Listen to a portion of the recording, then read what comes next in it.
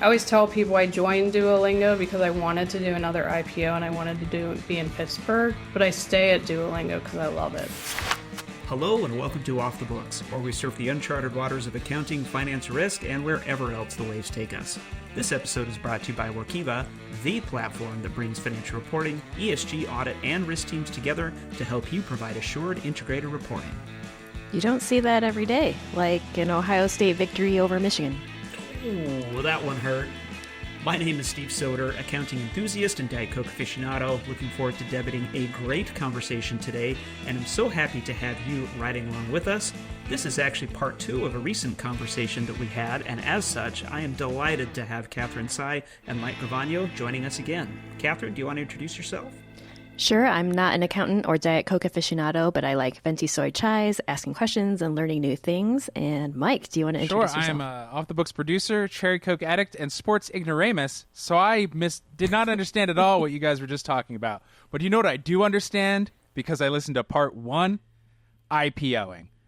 And in our last episode of IPO Chronicles, we heard from Nancy Golembiewski, the controller of Duolingo, who told us about her very first IPO with a different company.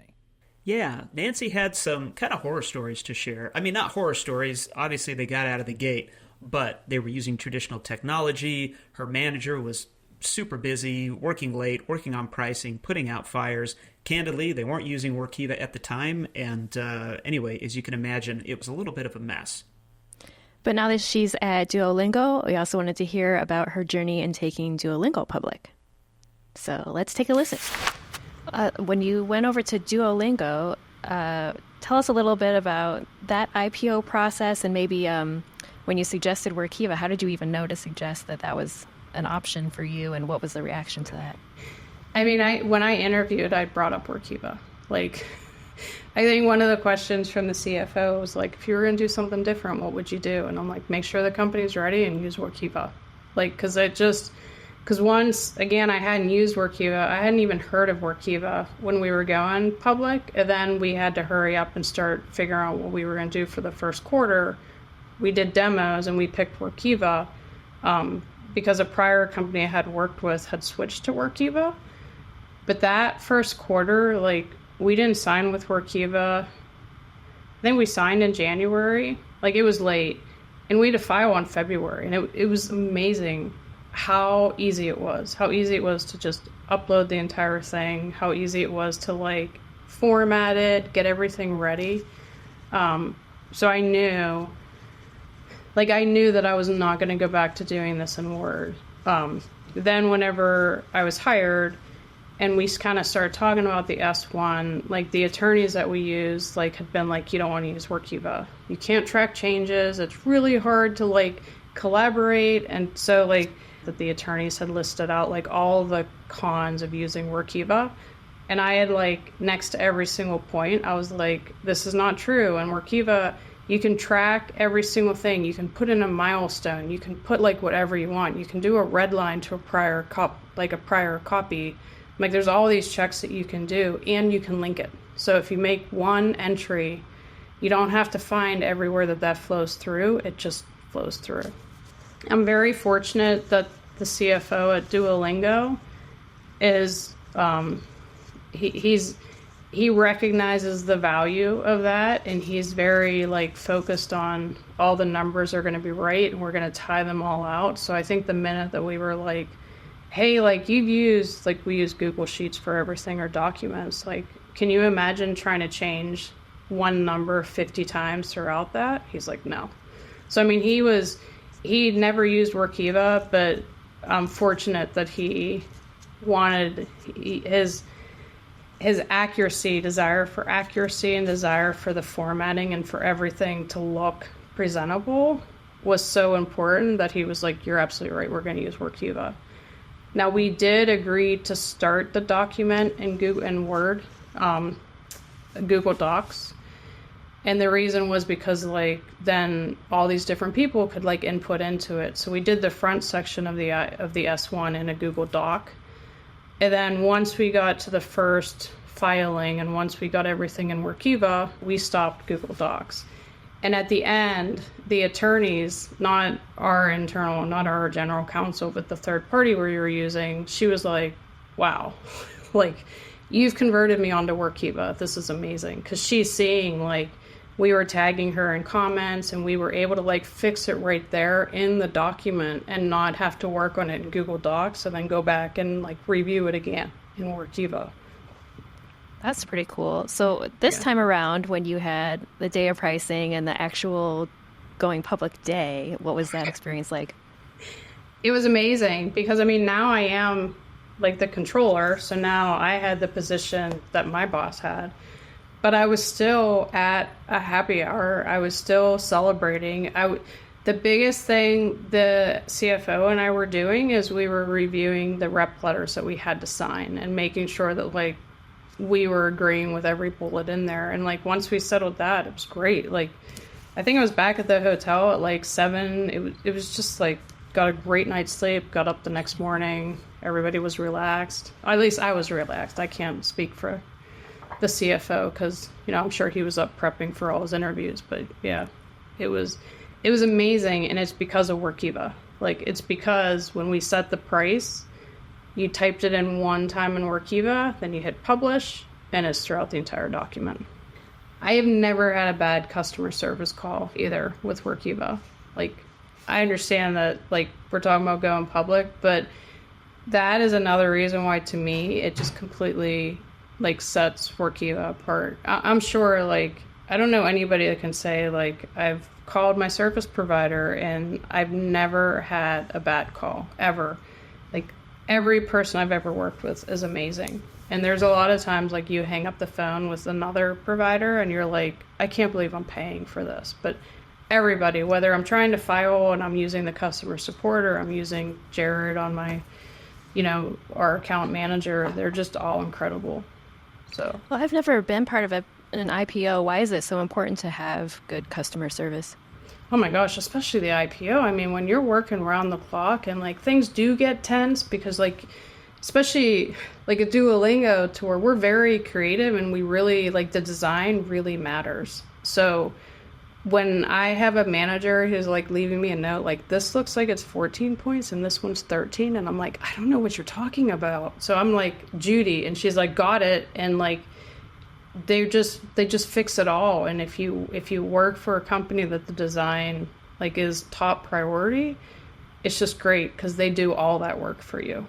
And I don't have to worry. I have to worry that the numbers are right, but I don't have to worry about how it's displayed on the pages.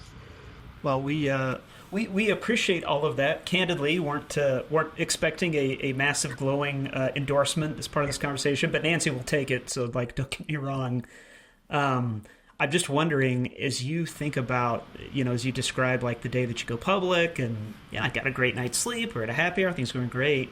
I mean, I would assume that a lot of that just had to do with the overall confidence that you had in the process. Sounds like technology and Workiva was at least a piece of that. I'm sure, though, that there's more to it. I mean, is that what you would equate to the fact that, hey, I had a great day when we went public because I was really confident that there was nothing wrong? Yeah. I mean, is that how you would characterize it? Yeah, I also think, you know, we had made our first internal audit hire. And we had also used, prior to me being there, we'd use a consulting firm who had kind of gone through and identified all of our gaps.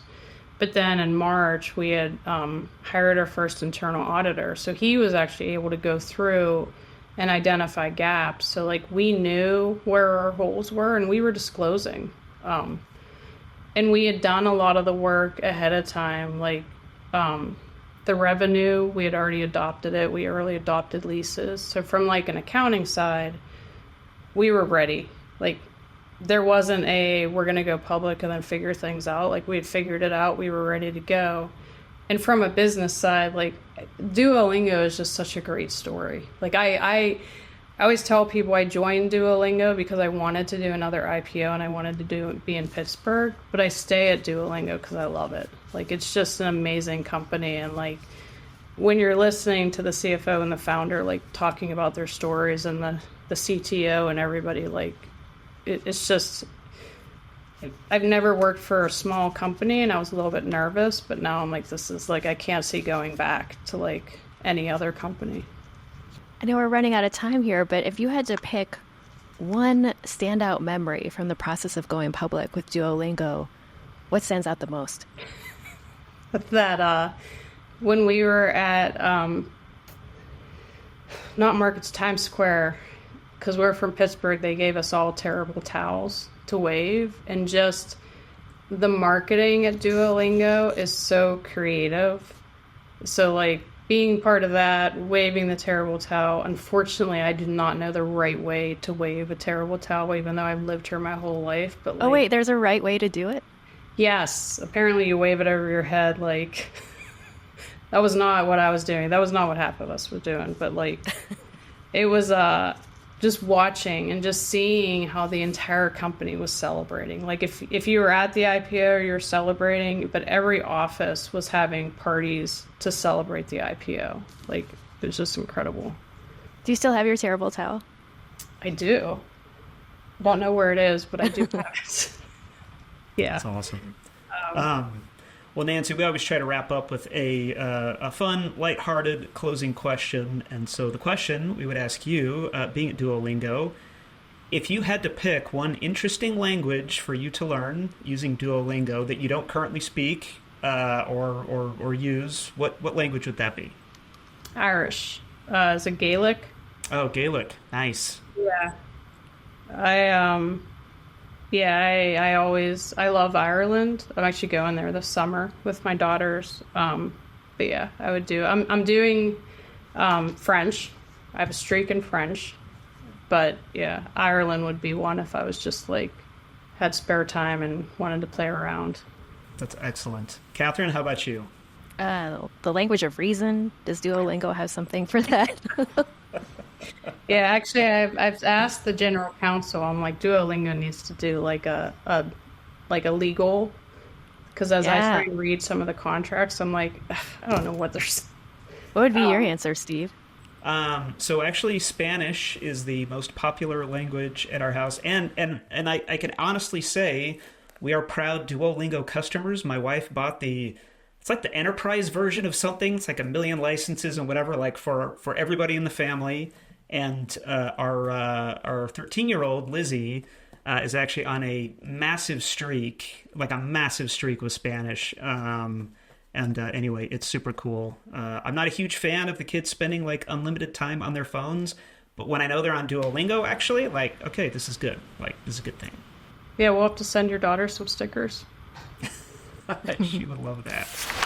Well, those were such terrific insights and such a great story, honestly, that Nancy shared. You know, one of the things that really resonated to me was not just the power of great technology. I'll be really honest with you, dear listener. We were a little bit surprised by just how vocal of a fan she was of Workiva. Not surprised, just we weren't expecting that, which was great. But one of the other things that she brought up, which is especially important for capital markets, is the customer service and support aspect of it. Again, that is such high-profile, high-stakes kind of work. When you need help, you need it, and you need it right now. And I love the fact that she mentioned that, because so many of our customers who are going through capital markets transactions actually experience the exact same thing and realize the same benefits that Nancy did. It was good to hear. It was. But thanks again to Nancy for joining us. And big thanks to you, dear listener, for surfing along with us. And big thanks, as always, to Catherine Tsai and Mike Gravano for part 2 of this phenomenal discussion with Nancy. This has been Off the Books, presented by Workiva. We'll be back soon with Season 6 of Off the Books. Can you believe it? Wow. Please subscribe, leave a review, tell your buddies if you liked the show, sound off in the comments if you're watching on YouTube, and feel free to drop us a line at offthebooks@workiva.com. Surf's up, and we'll see you on the next wave.